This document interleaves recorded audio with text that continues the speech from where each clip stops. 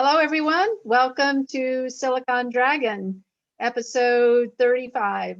I appreciate you being here with us, all you Silicon Dragon people out there and Silicon Global people. Today, we've got a wonderful guest speaker, and that is Steve Hoffman from Founders Space, and I'm going to be introducing him in a minute. So as you're signing on, just have a look at some of the bells and whistles that Silicon Dragon offers. Our books, WeChat, YouTube, Zoom, Twitter, and mobile app, and our membership as well, Silicon Dragon Circle. And our books. So a couple of them just came out in translation, Korean and Vietnamese. The Chinese one is coming soon. I keep hearing that, coming soon. So fingers crossed, coming soon.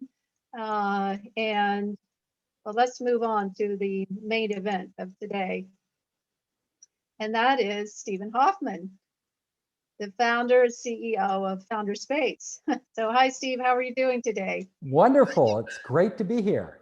Oh, good, good. Well, let me just say a few words about you. I mean, just putting together this slide, your career is so amazing. You've done so many things. You've been a serial entrepreneur, a book author, an investor. You've been in Hollywood, doing TV. You've done incubators in China. You were a game designer in Japan. Wow, what haven't you done, Steve? I don't know, whatever interests me, I tend to follow that. So I like to say I've had more careers than cats have lives. Right. Well, that's good. That's very good. It shows your creativity. And here is Steve's new book. It's on pre-order on Amazon right now. And if you're in China, you can already get it. So it's Surviving a Startup. And Steve, this is your second book, right? Yeah, it's actually my third book. Third book, okay. Yes. So my first book was on game design called Game Design Workshop, published by CMP. And my second book, Make Elephants Fly, which is all about radical innovation, published by Hachette. And then I did Surviving a Startup, which is about to come out, and it's published by HarperCollins. Oh, that's great. And you have another one, I know, coming up this August. I do. I've been a prolific writer because of COVID-19 and being trapped in a small space. It forced me to write. Yeah, no, I can relate to that. I've also been very busy in front of my computer typing away. So, okay, so Steve is, even in spite of Silicon Valley, Hollywood, China, Japan, he's California through and through. I am. I was born and raised here. Very good. And you've been an LP. So of these various aspects of your career, which has been the most enjoyable for you? I'd say right now, because right now I am running Founders Space, which is a global startup incubator and accelerator. And I am working with entrepreneurs all over the world. It's amazing.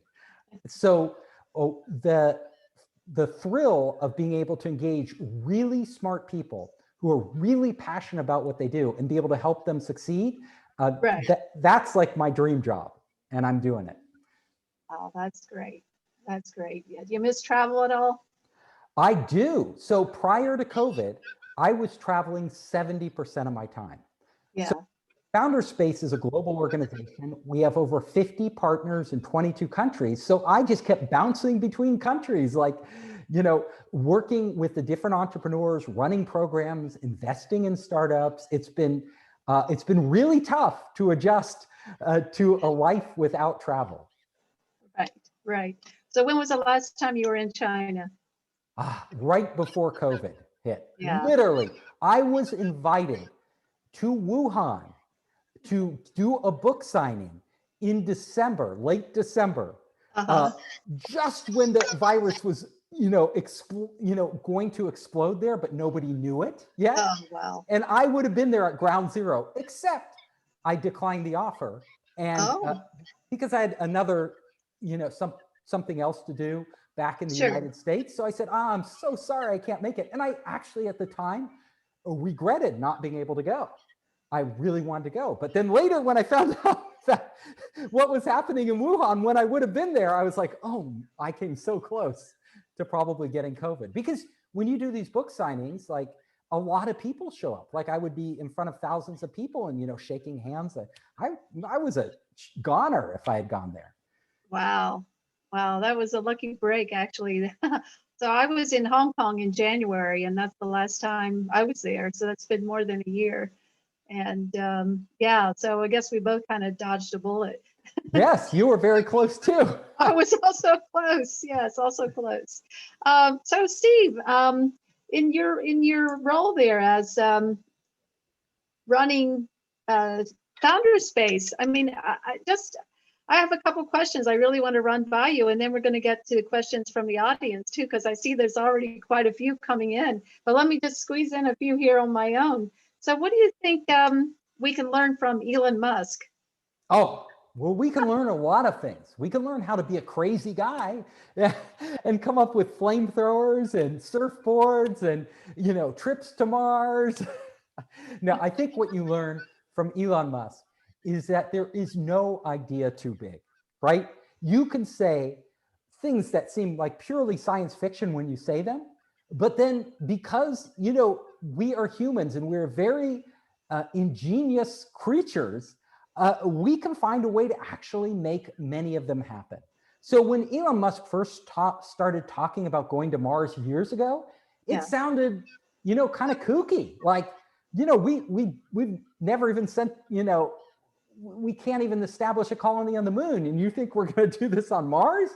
But sure enough, we have been innovating at such a pace in the space tech industry that it actually seems like, you know, within Elon's lifetime, we may actually have people living there. It is a real possibility. So you can't dream too big. You can't shoot too big. And honestly, even if we never actually establish permanent colonies on Mars, it's a big step forward, right? In his lifetime, right? To have made this endeavor.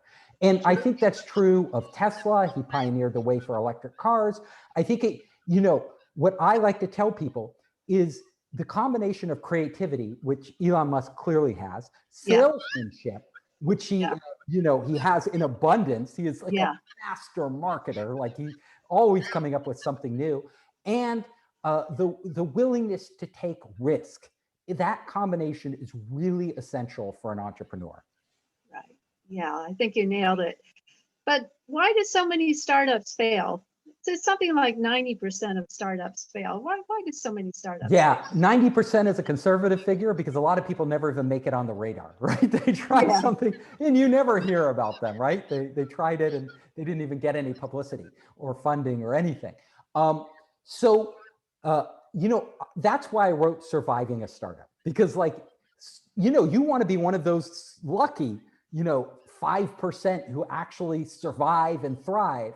But even of the 5%, you know, only a fraction of that actually become big companies. Like we keep reading about these unicorns. Like we read about all these unicorns. It seems like there's so many. But for every unicorn, there's like 1,000 companies you never heard of. And most of them just are never like even, they don't even exist today. So why do they fail? Well, there's a lot of reasons why startups fail. But I will tell you, the most important thing is the ingredients you put in the dish at the beginning. And the ingredients you start with are what really almost always determine your fate. And those are not the idea you start with, not the amount of money you start with, not the amount of enthusiasm you start with, but the people you start with. So if you start with incredibly talented people and bring them together on a team early on and build that team, then even if your first idea fails, even if your second iteration fails, you probably will figure out something that ends up making money. Now, the problem is most entrepreneurs get so obsessed with their idea, so obsessed with kind of building a product out of their head that they think will work, that they really don't get the best possible people to collaborate with. And that sets their destiny. I tell entrepreneurs, when you're starting a company at the beginning, the most important thing you can do is spend 80% of your time searching for the people. Don't worry about your idea. Honestly, most ideas change. Like they start one way and they change to another and change to another. You know, I can give you a million examples of this, but like Google, like we all think Google like was destined to be a success. Well, when Larry Page and Sergey Brin founded Google, they believed in their heart they were doing a nonprofit. A nonprofit. That's what, you know, Google's one of the most profitable companies in history. Yeah. But their idea was really small. They were going to do a way for academics to find research papers online. You know, they're like, what money can we make in this in the early days of the internet? Sure. You know, they didn't see the big picture until later. So, you know, and the same at YouTube. They started with a video dating site, which was a total failure before they became this broadcast network of the future. So when you're starting your idea, it doesn't matter what idea you start with, but it's absolutely critical that you get the brain power there and the people that complement your skills. Like all of us are really good in certain things and not good in other things. So if you're really good at something, who are those other people who can fill the other roles that it takes to build an organization?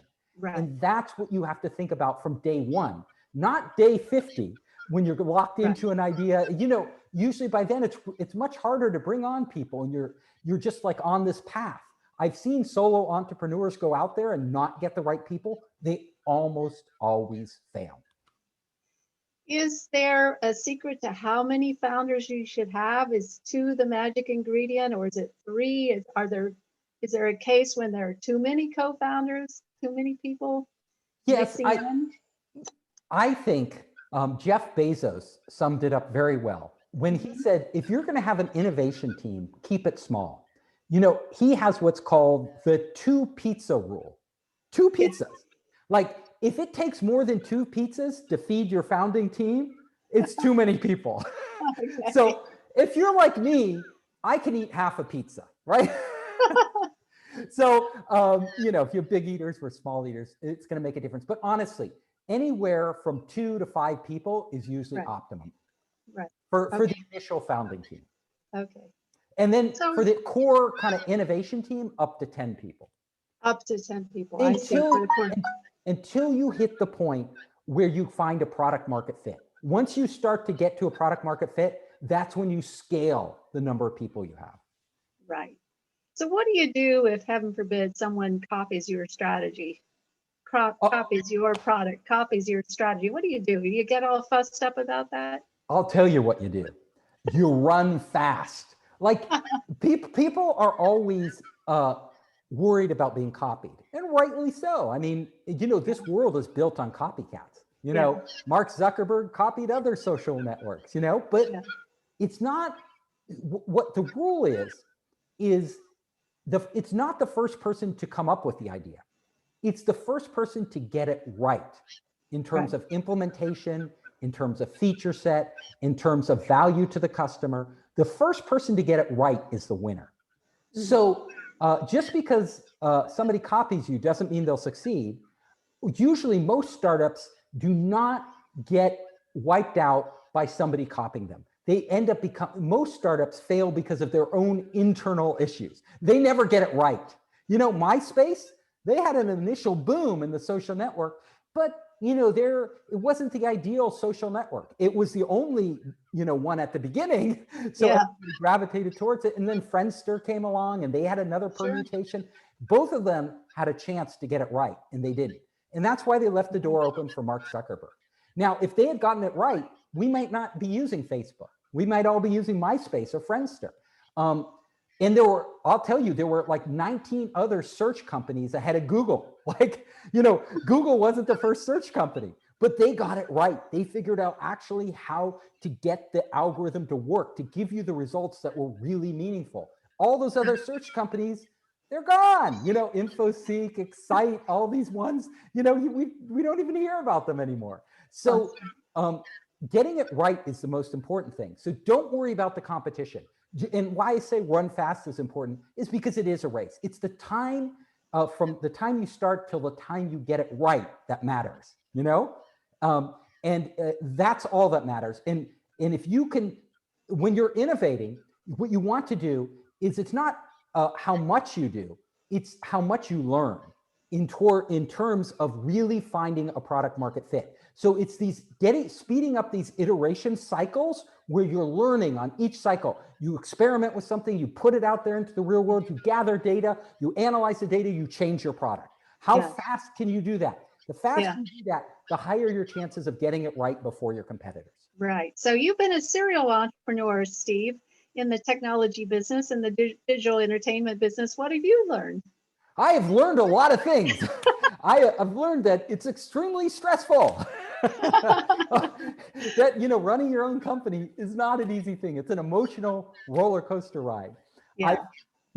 And this is a lot of what, when I work with entrepreneurs, when I advise their companies, when I mentor them, when I fund them, a lot of what I've learned is that, you as a person have to know yourself in order to succeed in being an entrepreneur. You have to know your weaknesses, and you have to figure out how to compensate for them. Like, who can you bring on board that, if you're really bad at something, that can fill that role. If you're not a good communicator, you need a right-hand person that's a really good communicator. Yeah. If you don't understand technology, you better have somebody there who gets it, right? And can really inform and you better be able to listen to them and work with them in a collaborative fashion. You also need to know your stress tolerance. Like, some people are capable of, they can handle huge amounts of stress. They have a high risk tolerance for risk. They can put their whole life savings on the line, and it doesn't really bother them. And they just keep going. Other people fall apart. Like, if you're one that falls apart, you either, before you become an entrepreneur, you either need to fix that, like go into some sort of training, and you can train yourself for a lot of different things. Nothing's really impossible. Some things are much harder for some people than other people, and they have to work a lot harder at it. But I'm a firm believer you can train yourself to become a much better entrepreneur. However, if you are given natural abilities, that actually makes it so much easier. And it's so much easier and often wiser to focus on your strengths and then find other people who are strong in areas where you're weak and match you up. That's a better way to structure it. But you can't do that until you know yourself. Right. Yeah. Good point. Good point. Very good point. So there's a question here from Maggie Fu. Wants to know, hi, Steve. How do you tell if a business is worth investing in at an early stage? Oh, see, this is a challenge. I mean, it's easy to be one of these investors that are, these later stage investors that sit back and they wait until the numbers go through the roof. The user growth, the revenue, whatever it is, they're like just growing like crazy. Then it's a no-brainer. The only question is, can you get the deal? Can you get those entrepreneurs to give you the shares at a reasonable valuation? That's the only question. But for early stage investors, like myself, it's a much harder problem, because a lot of times the company has very few users or no users, very little revenue or no revenue. So your question is really good. How do you tell? Well, I will give you my metrics. So the first thing I look at is, like I said, the team. Like, I want to see a team of A+ players. I don't want to see that they are weak, like in technology, or there's nobody on the company that really knows how to sell or manage product or do design. I want to see that they have at least that together. I also want to see, not that they have the right idea. And I've worked with companies intensively that are on the wrong track. But if they are smart, I want to see not just that they're intelligent, but that they're open to ideas. They are open to exploration, that they will analyze and question themselves. So some entrepreneurs just get locked in. Like, you can go up to them and they have an idea that clearly isn't working. There's no traction. The customers, if you go talk to them, the customers aren't even that interested. And you can say, look, I talk to your customers, they don't really care about your product. And you haven't shown me any proof that anybody cares. And they'll be like, no, you don't get it. And I'm like, I don't get it. I don't have to get it. Your customers have to get it. Somebody has to get it, besides you. So what I look for is entrepreneurs who are two things. One, they're very deep in their field. They really are figuring out stuff going places that other people haven't gone. And then number two, they have engaged with their customers or they have a sense and understanding, and they're open to feedback from their customers, from advisors, from their team. They listen to their team and incorporate their team into it. They have that mentality, and they're curious. They want to know more. You have these qualities in an entrepreneur, and then you layer on top of that the drive, that they're driven to succeed. And that is the winning combination.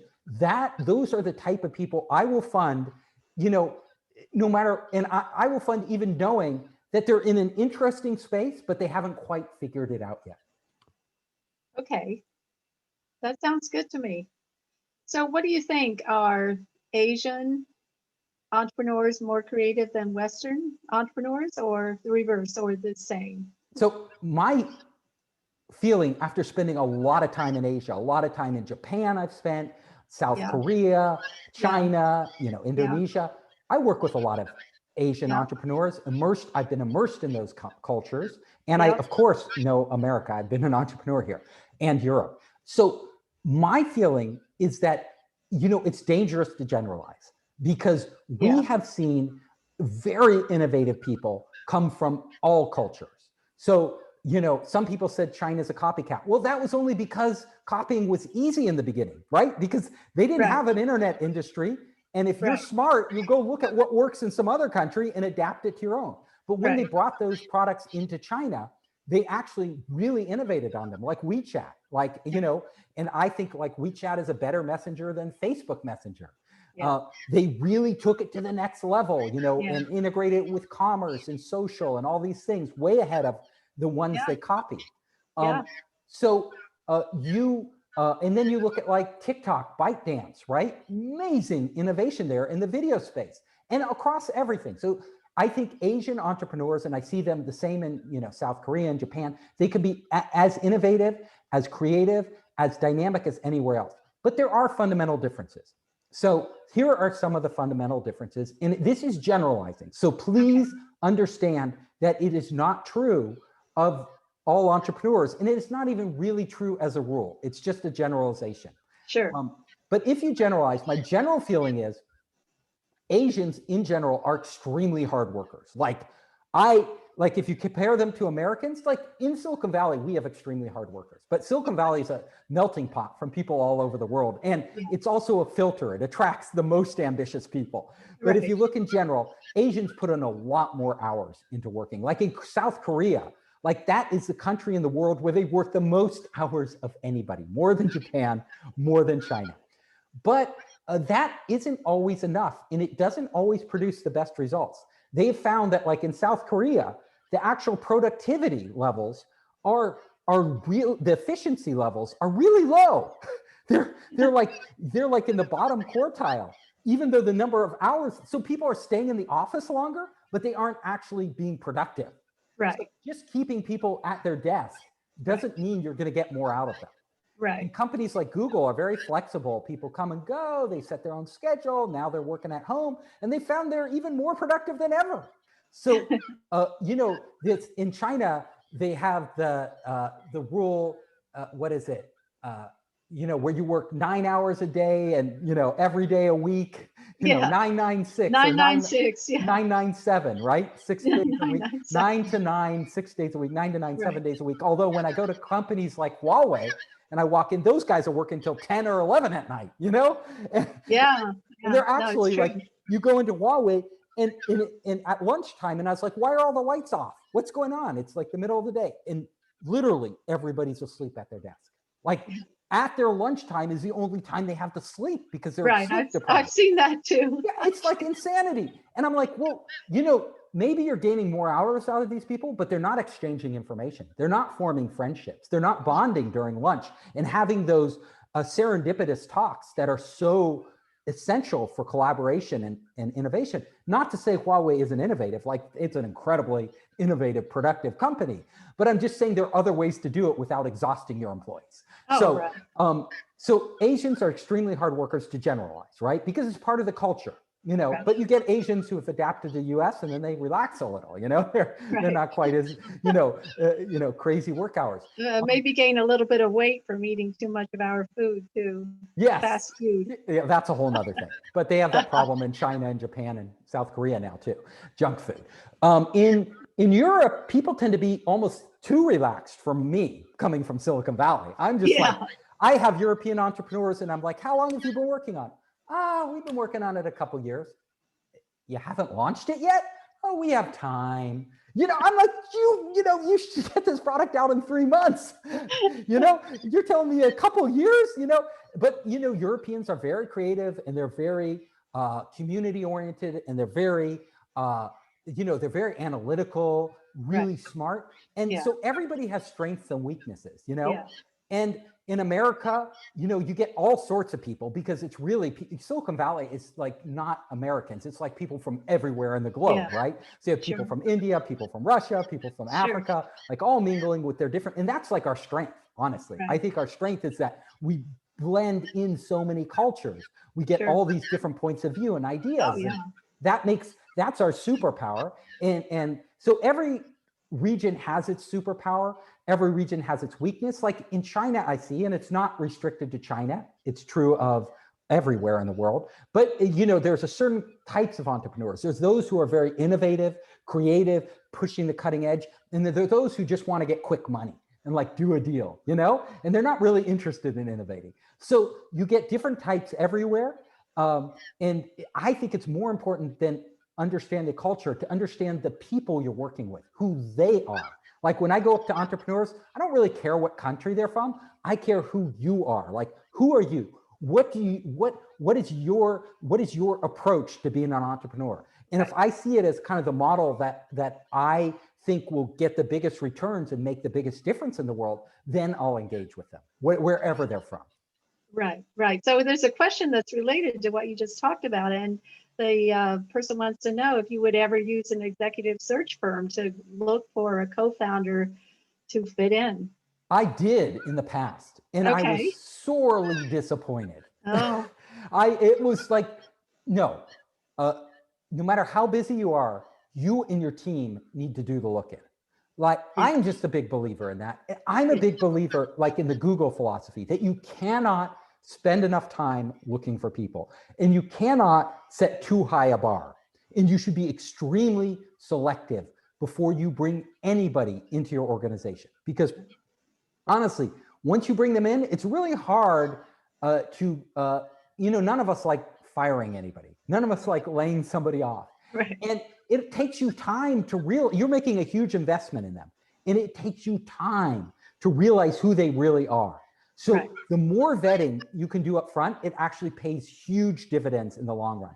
I tell entrepreneurs, keep your teams as small as possible, as long as possible. And every time you hire, make sure you are hiring the very best. You believe in this person. You are not compromising. Okay. And do you need to give them equity? And how much equity should you give them? You know, it's different. And this is another cultural thing. In China, like the CEO and chairman keeps most of the equity, you know, and this is true of a lot of Asian cultures. And investors want it that way, and the employees expect it to be that way. In the US, we give out much larger percent of equity to our investors and to the employees. Both systems work. What is my feeling?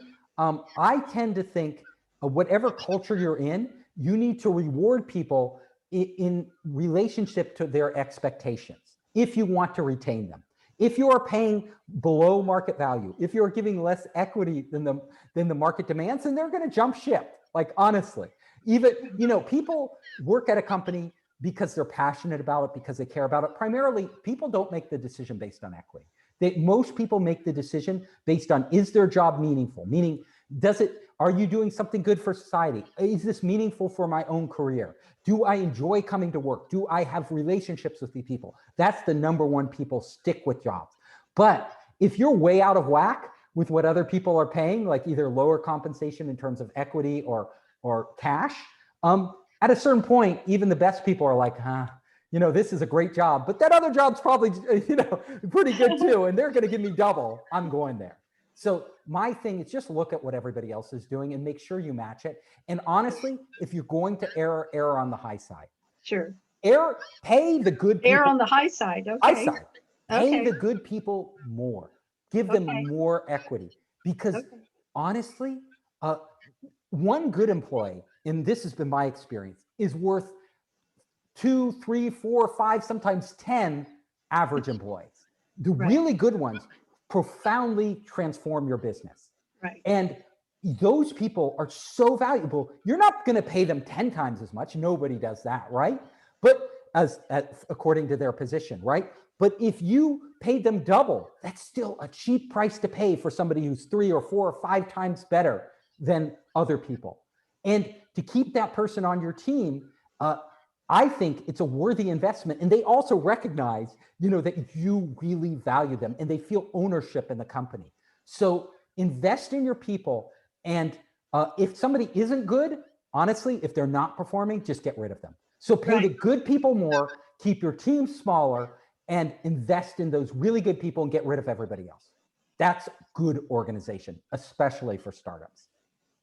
Very good. So with the TV show, Silicon Valley, how realistic do you think that was? I mean, it was very entertaining. And I was thinking about the one fellow who was always kind of on the outs.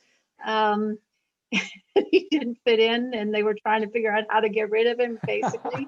Do you think a lot of the drama from the Silicon Valley show was realistic? And did you have anything to do with the plot? Well, yeah, do I have any? I live and breathe it every day. Yeah, okay. In our startup accelerator, I see all those dynamics play out. Sure. Instead of Brockman, I am Hoffmanity. If you watch the show, you would get that. The bottom line is I love Silicon Valley. I think the show was brilliantly written. I think those guys really got it. They got, of course they're going to exaggerate because that's what the show is, a parody on Silicon Valley. Yeah. The sad thing is that their exaggerations aren't as big as you would expect. Like, if you're watching it from the outside of Silicon Valley, you think, nah, this isn't real. Like, people don't really behave this way. If you are in Silicon Valley, you are like, yeah, they do. This is actually much more grounded in reality than you want to believe. Right. So, Steve, you have a lot of incubators over in China. You have 5 of them, right? I do. Well, that's amazing. I mean, so somebody here wants to know, he says he has a bunch of tech startups that are looking for help in all aspects of China. Can you help? So I'm thinking about your incubators. Absolutely. Send them our way. We would love to collaborate with you. Just go to founderspace.com and contact us. So, and tell us you have tech startups that are either in China or want to venture into China. Right. And we will definitely reach out and extend them a hand. We'll connect them with our partners in China. Our incubators there are open, unlike the United States, because COVID is under control. And we're, that's what we do. We're more than happy to engage. Okay. Did you have to close them for a while, I imagine? Yeah, during the height of the early virus days. Sure. But then, the Chinese government's pretty amazing in how quickly it moved to control COVID. Oh, that's true. And the measures they took, you can't take those measures in a Western country because we are too used to having it our own way. Right. And China's more of a top-down structure. Like in a democracy, especially in the United States, the states have most of the power over this, and the federal government can make recommendations, but they can't really enforce it. And then unfortunately, we had a president who was a little wacko and believed that not wearing a mask was perfectly fine. That didn't help.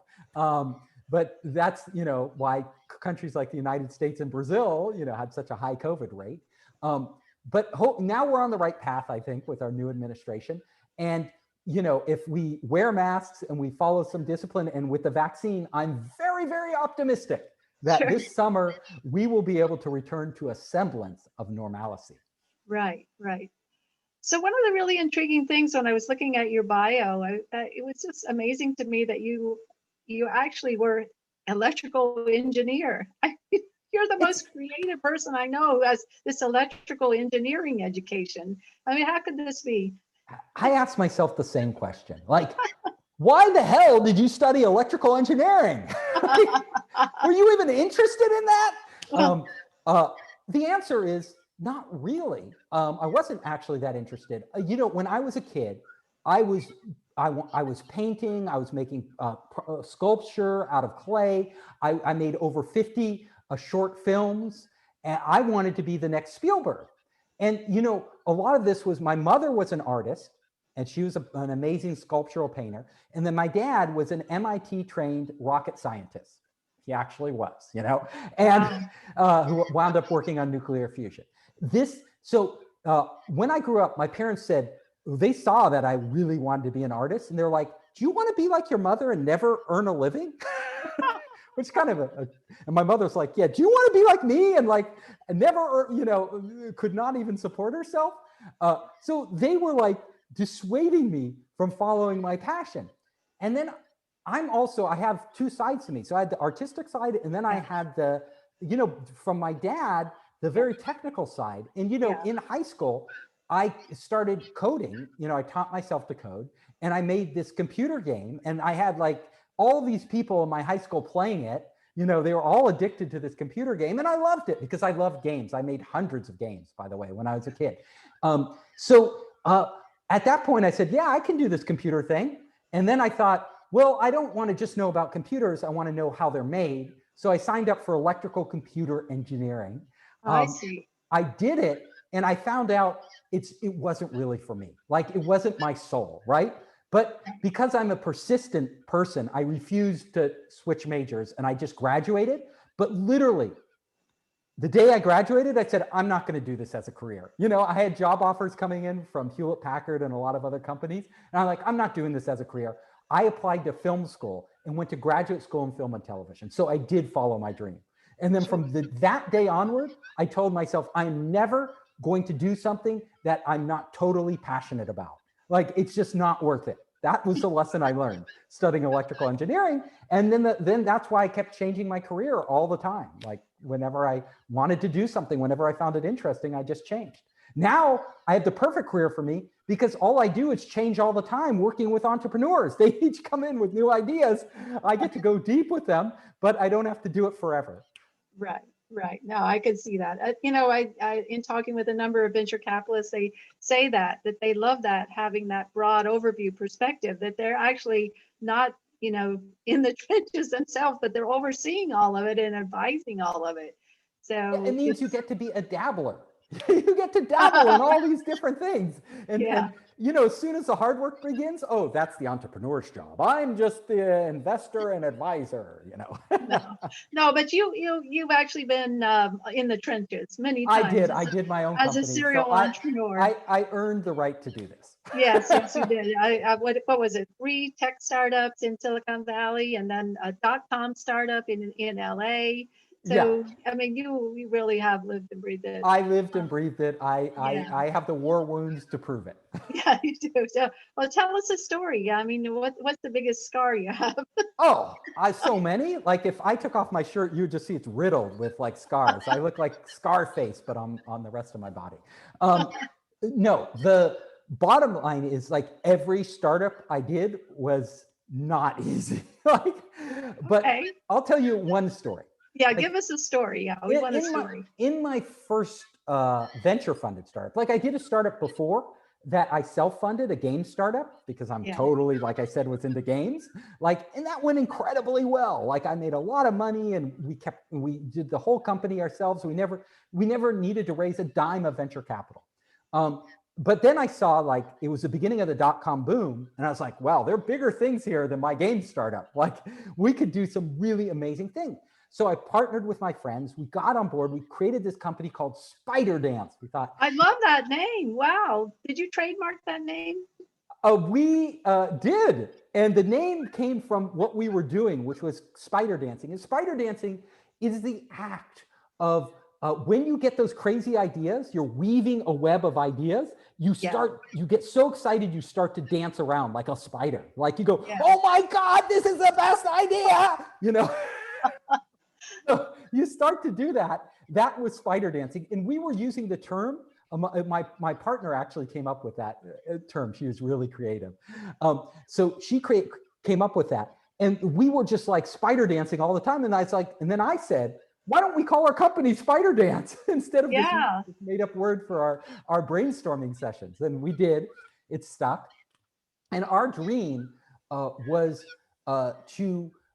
we actually, this was before the lean startup. Anybody knew about the lean startup or understood the lean startup? We actually just naturally fell into lean startup mode. So we started with all these ideas. Like my friend, Tracy Fullerton and her partner, they had built for Microsoft kind of the first real-time online game shows. Like they were amazing. They're called Netwits and beautifully done. But the engineer retained the underlying technology to run these shows. A guy named Mike Gresh, he retained this technology. So when we partnered together, he had the platform built. And we were like, what would we do with this?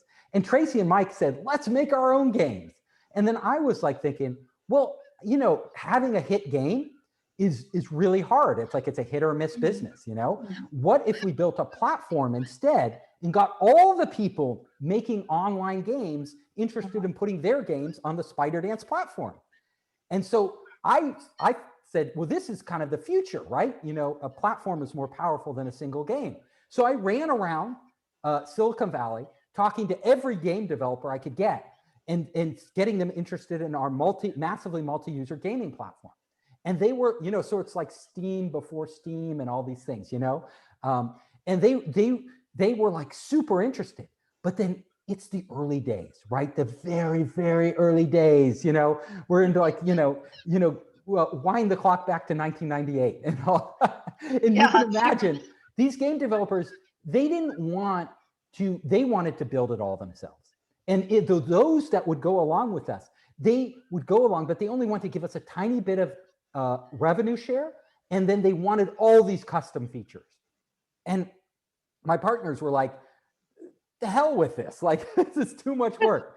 And so that was our first iteration and it failed. Like I couldn't get like reasonable deals on the table.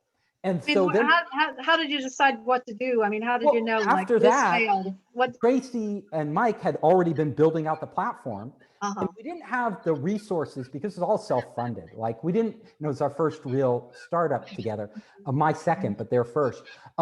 We didn't have the money to make sophisticated games, right? We didn't have big backing from any publisher or anything like that. So we decided we would make very simple casual games that people could play, and the web was brand new on the web. And Mike was one of the first guys to take JavaScript and actually build a chat application that people could embed in their website. Only this wasn't an ordinary chat. It was chat and games. So we made all these word games that you could play while you were chatting. And these were like really inventive word games, you know, that you could play as you chatted. And we called this Jabber Chat. And we just and you could embed it in any website, like very early on. So we went out to all these websites, which were very primitive, and we showed them Jabber Chat, and they were like, absolutely amazing. I want to put that on my site. So we literally got hundreds of sites using it. We entered this in South by Southwest, the big contest, which is going on right now. And we won the interactive prize for that, first place, the gold medal for South by Southwest. We're like, this is amazing. We're gonna do it, you know? And then at the same time, we were trying to raise venture capital. And I didn't know anybody in Silicon Valley, none of my friends did. So, and it wasn't the days like today where it's so easy to get funded. It was really hard then. Like if you had no track record, they didn't really want to talk to you and you couldn't even get in the door. So I was struggling trying to raise money. And then we're like, we're running out of money. Like we're out of money, boys and girls. We like have no money. What are we going to do? And we're like, well, let's put ads in Jabber Chat, you know? And this was one of the first implementation of ads. It was before Google AdWords, before any of these you know, they had this, I think it was called PV or something, that no longer exists, this ad platform. We embedded it, banner ads in our chat. We started to get lots of impressions, tons of impressions. We're like, okay, the end of this month, we're going to get our first check. We're like all excited, ready to do a spider dance. And then the check comes. It's not enough money to buy a pizza. It's like $12 or something, you know? And if like all these websites, and we're like, oh my God, you know, the ad network was too immature. There just weren't enough people buying ads on the web. It was too early. Right, Like it was in too the early. 1998, 1999, too early. Sure. And we're like, oh my God, this product was like amazing. But we literally said we need to find a way we can earn a living, you know? And so we said, what we heard through the grapevine that MTV was going to do an interactive television show. And we were like, wow, this platform would be perfect for interactive TV. Like literally, we can run a game inside a web browser that we've already built, a massively multi-user game, at the same time a TV show is doing. Yeah, we haven't built the technology to sync it or anything, but I'm sure we could do it. So Tracy got invited to speak at CES, that huge conference for, you know, for television and the entertainment industry, technology conference. She got excited to speak on that. At the same time, we were calling MTV like every day, like leaving voicemails on the executive's voicemail, you know, saying, we are Spider Dance, you haven't heard of us, but we have an interactive TV platform and we have heard you want one. We are the one, call us back. They never called us. They just thought who are these Spider Dance people, you know? So nobody ever called us. She goes up on stage. She starts talking about our platform as if we've built it, you know? Like, we are building the next generation interactive television platform that can synchronize broadcast television and the web. And after she's done with this, some guy comes running up out of the audience and he's all out of breath and he runs up to her, you know, pushes his way to the front and says, you have exactly what I need. I am the vice president of MTV Interactive. And literally, that was our first deal. 2 weeks later, we'd signed a deal. We had hundreds of thousands of dollars in the bank. We hadn't even flown to New York. We got on a plane, flew to New York, and we were building really the first large-scale interactive TV experience ever. It was called Web Riot. It was with Ahmed Zappa, the son of Frank Zappa. It was a music trivia game. We didn't know what we were doing. And I don't want to bore you, but the story goes on and on and on. And it gets crazier and crazier as it goes. But this was the beginning. This was our seed funding. And this is, you know, how we did it. Wow. I mean, did you ever consider taking on debt? Is that a good idea for a startup to take on debt? If they're in this situation, oh my God, the check arrived and it's $12.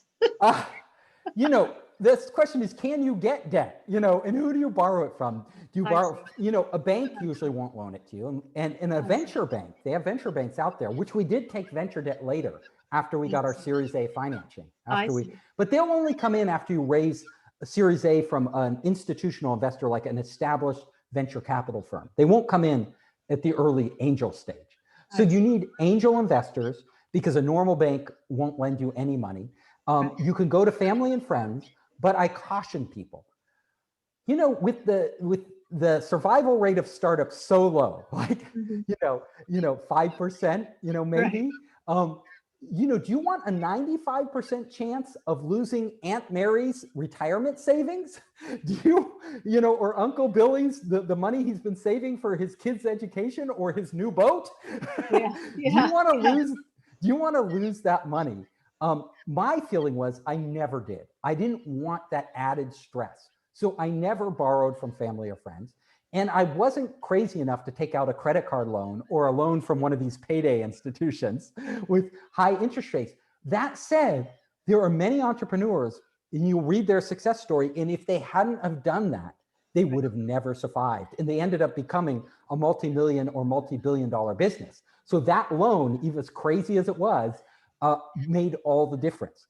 In my case, we didn't have to. Like, we got that money from MTV, so I didn't have to face that existential decision of, you know, friendship and, you know, the odds of actually being able to pay them back. My advice to most entrepreneurs is don't do it unless, you know, just try to find, if there are so many angels out there today, and it wasn't true when I was doing this, that if one of these educated angels will not give you money, there's something wrong with your business. Honestly, like, you don't need to take it from your friends and family. You can give them some free shares, right? So that they can ride along and have fun. And then if they lose those shares, they just feel sorry for you. They don't feel angry. They're not like, oh my God, you lost my money. You know, they're like, oh, I'm so sorry for you. And when you are struggling, that's what you need, is people that you can go to and cry on their shoulder, not people you go to cry on their shoulder and they're like, get away, it's my money you just lost. So is it impossible to bootstrap a startup? Absolutely not. Absolutely not. My first startup, I bootstrapped. You know, it was like I had no money. I literally didn't need money because I did everything myself. That good old electrical computer engineering degree came in handy. I coded the first game myself. I actually did the artwork myself, you know, and I got in a few other artists to kind of like do it on spec or for very low amounts of money. And the same with the sound and everything else. So really, what I tell entrepreneurs is that if you're going to bootstrap it, and honestly, first ventures are often, you know, bootstrap. That's the only way you can do it until you gain traction. If you're going to bootstrap it, make sure it's something you can do with a very small team of people, like, and with just their time and talent.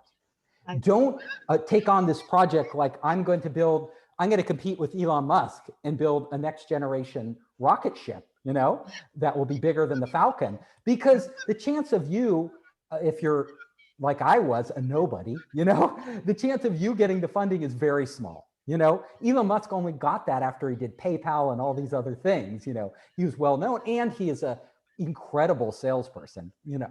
So know who you are, know what your resources are, and scale your project to your resources. And just because you start with a little money, a lot of these little ideas become big things, like Pluralsight. You know, I don't know if you know that educational thing that educates programmers and, you know, trains in other ways, but they were bootstrapped. There are so many amazing startups out there that you wouldn't even realize, you know, MailChimp and others that really got their beginnings as bootstrap startups. They started with something very small and very doable. They proved the market, and maybe later they raised big money. Like Salesforce.com, that was bootstrapped, you know. Salesforce.com, you know, Benioff, this amazing guy, because he was inventing cloud computing before anybody else, literally none of the VCs would touch him. They wouldn't touch him. Salesforce is like this, I don't know, $100 billion company. It's huge. I forget the market cap, but it gets bigger every day. They raised no venture funding. He was an incredible salesperson though. And he did go to people like the founder of Oracle and Ellison. And he raised like several $1 million in angel funding. So it wasn't like he was unfunded, but literally he never went back to the VCs. He just grew his company from that angel funding. Amazing what you can do. In the tech world, in the startup world.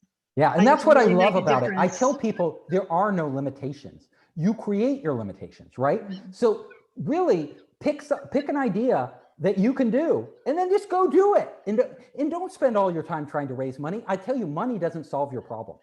Money only makes a good company better. It doesn't fix the problems. If a company is fundamentally flawed, and we saw this with, you know, in China, there were the bicycle companies, right? The bike sharing companies, you know, they seemed like amazing, but their business model was fundamentally flawed. And at the end, after raising hundreds of millions, they tanked. You know, you look at other companies, like there's this one called Color in the US. Their idea wasn't working and they raised $40 million or maybe even 80, and they tanked. There's another one called Boo.com that you might remember. They raised like hundreds of millions and they tanked. Over and over, these companies raise lots of money, but if your core idea isn't working, you just fail. So focus on your idea, put all your time, start small, start iterating, get to know your customers, find that need for extreme value. And if you can locate that early on and fill that niche, you got something. And right. Okay, so Lawrence brings up a good point. Lawrence Tang brings up a good point here from Invest Hong Kong. And he wants to know, are there particular tech sectors that you focus on, or regions in China? What, you know, tech sectors, what do you focus on? I focus on all sectors, but I don't do it all myself. So for my personal money and my fund, we mostly invest in software. And the reason is because software is easier to scale. It's easier to start small and grow really big. It's easier to retain customers. It's easier to monetize, all of these things. Software is very flexible. Sometimes we'll do hardware, and usually if it has a strong software component. In the medical area, we have a pool of investors. So a lot of our co-investors will invest in medical technologies and biotech and all these other fields where they are experts, And I often, if you go, we have two websites. One is founderspace.com where you can apply, and another is foundersedge.com, Founders Edge. And that is a site where we connect entrepreneurs with our pool of investors, because we can't invest in everything. We don't even have time to go into detail on all the business plans. Right. Yes, and I think that's the answer to the question here. Somebody has Founders Edge and founderspace.com.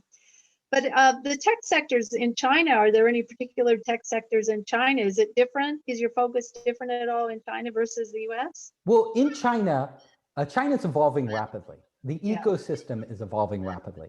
In the early days, up until recently, the e-commerce sector was the place to be. Alibaba proves it, right? E-commerce and then social. Anything consumer facing was really, really good in China. Like, you can look at the startups that, the early startups and how well they've done. And that is still an incredibly strong sector because, with 1.6 billion people, buying power, the middle class growing, it's a great sector to be in, And then they have all these amazing platforms, like TikTok and WeChat and all these other platforms that Pinduoduo, that really have supercharged this. So I'm still very bullish on that. Okay. We're starting to see more SaaS companies, software as a service, picking up. It's still hard. A lot of Chinese companies just want to build their own and not be beholden to somebody else. Yeah. But in the long run, I think that sector has a lot of promise. Okay. Also, anything to do with AI, China is extremely strong. Sure. China is just like cooking. I know Li Kai-fu has invested a lot in that, and a lot of other investors I know.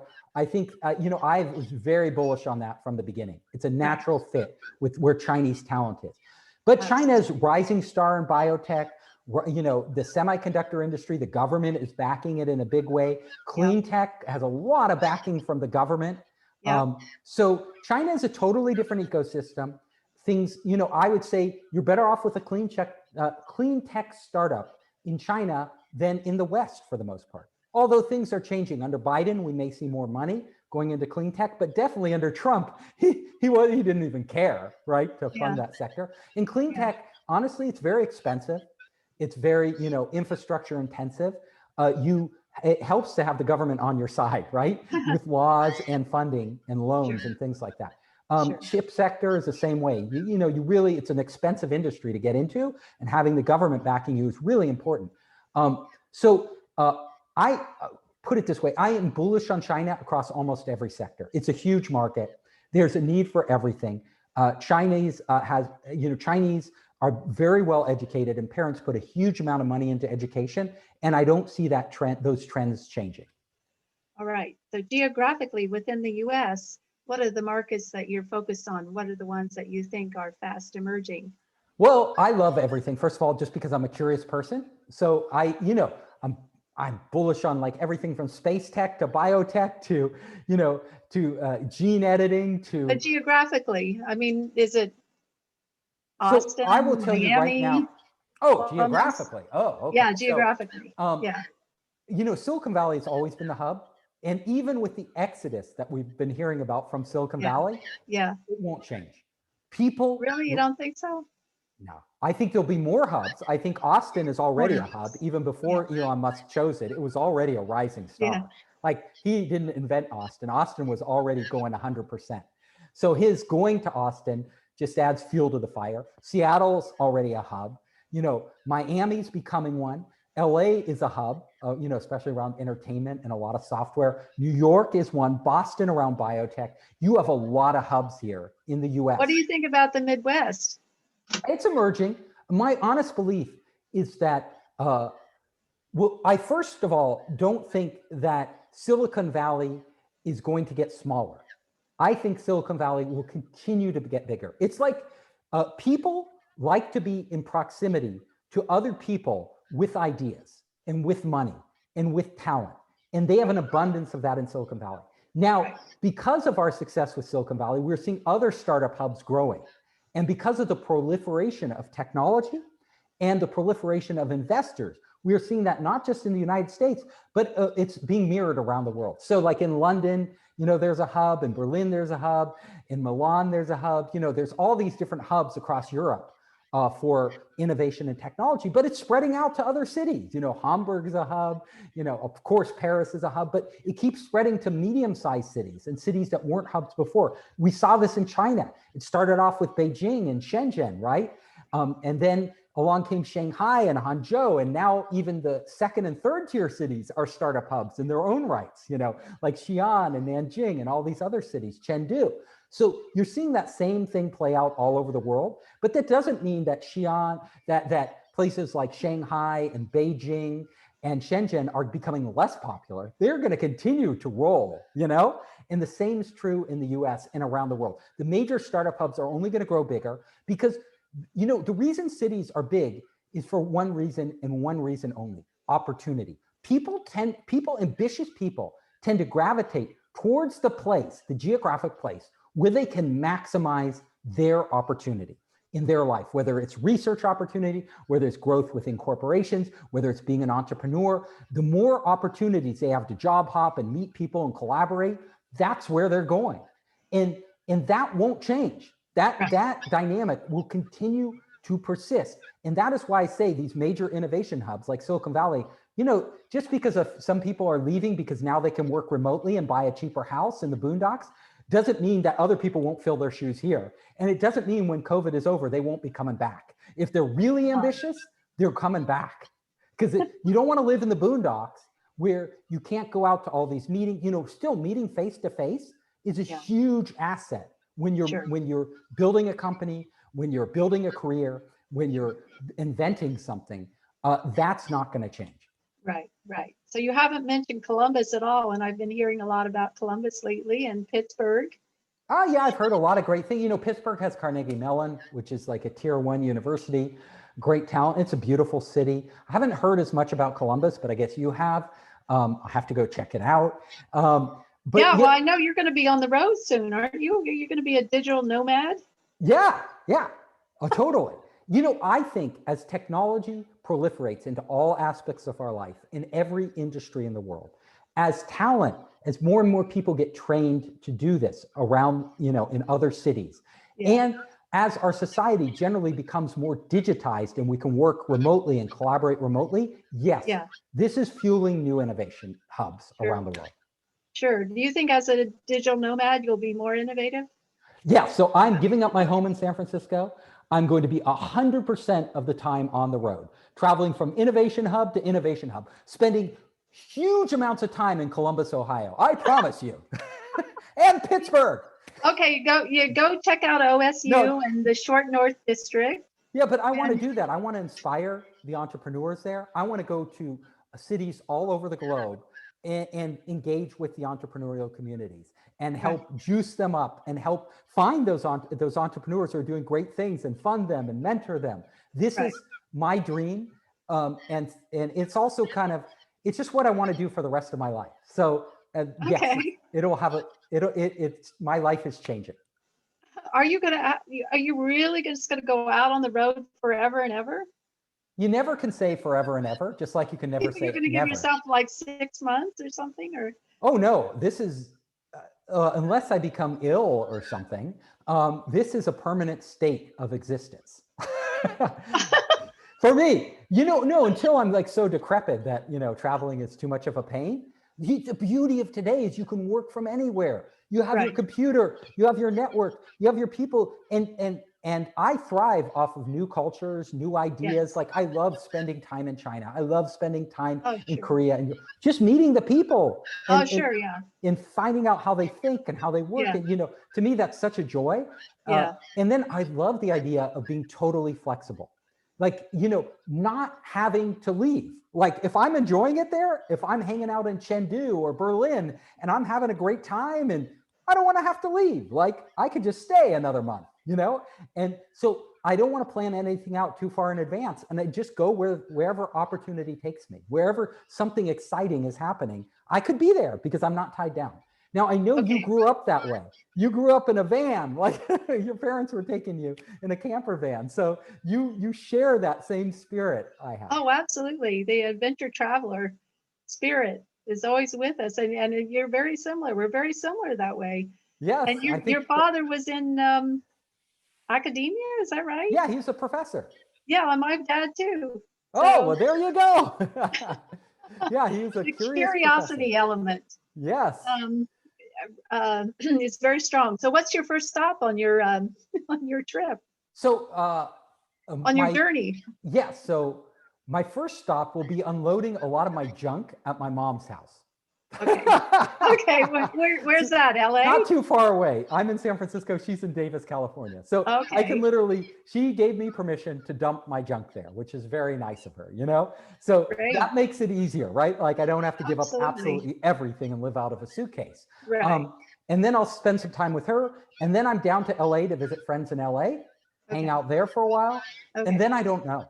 Like literally, I don't know. I'm thinking of taking a trip across the country, honestly, and stopping at all these innovation hubs, and all the beautiful, like Grand Canyon, you know, Zion National Park, all these beautiful places along the way, and just meet people and see what's going on and hang out. And hopefully COVID will be winding down so we can engage. That's what I want to do. And then as soon as other countries start to open up, then I'll just hop on a plane and wherever, you know, maybe go back to China. Well, we're definitely in sync. I did 2 months on the road, 6 weeks and then 2 weeks last year. And I'm so anxious to get back out there again. I'm going to do another one as well, but I'm not going to give up actually my closet, you know. Yeah, I know. If you have a nice, comfortable place, you shouldn't. Yeah. So the other thing, when you're on the road and I'm on the road, we have to hook up and do stuff together. Like, okay, where are we going to meet? Tennessee? Anywhere. Like, you just tell me where you are. If there's something cool going on, you know, conference or something, you know, maybe we'll converge on a location. Oh, I think that would be great. We'll do a show together. Yeah, in China or Barcelona. Live, or in China or Israel or Ohio or Look, I'll invite you. You invite me. You know, we'll exchange invites.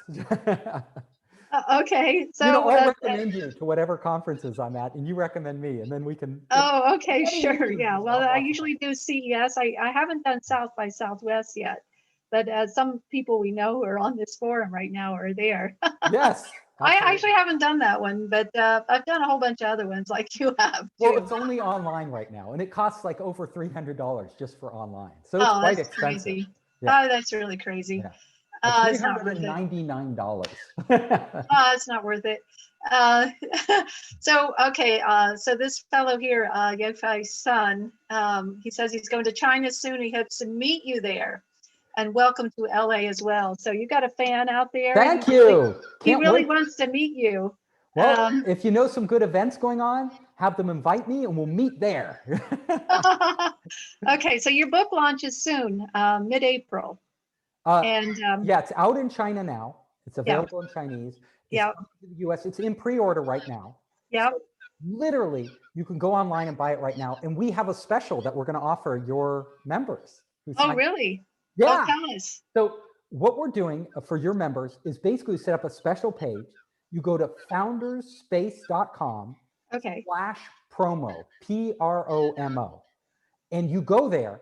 And if you buy the book now, you will not only get the book, but we'll give you our full online startup program free, and you can use it for 2 years.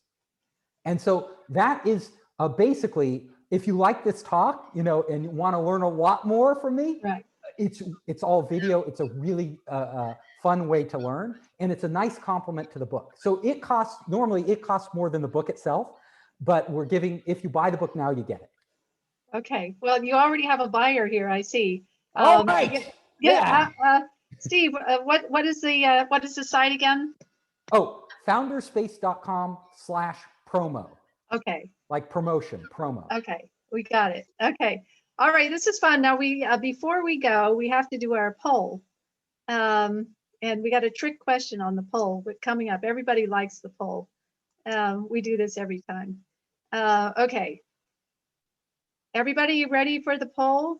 So everyone needs to respond here. It's totally anonymous. Can you see it?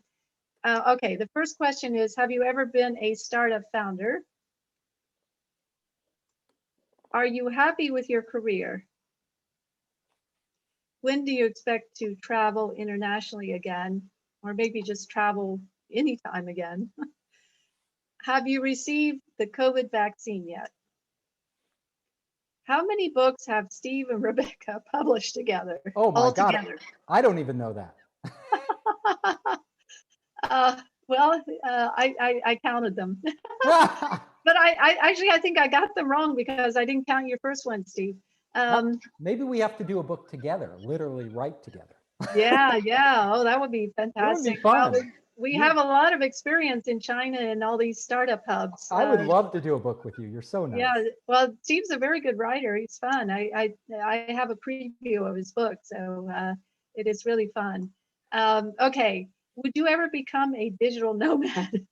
Well, I can answer yes to that. Okay, well, 30% said yes. How many books have we published altogether? And the 60% said 7. And I have to confess that the answer is actually 8. Oh, because you didn't know about one of my books, my early book. Right. It's not on my website anymore. I see. You've done 4 and I've done 4. Yes.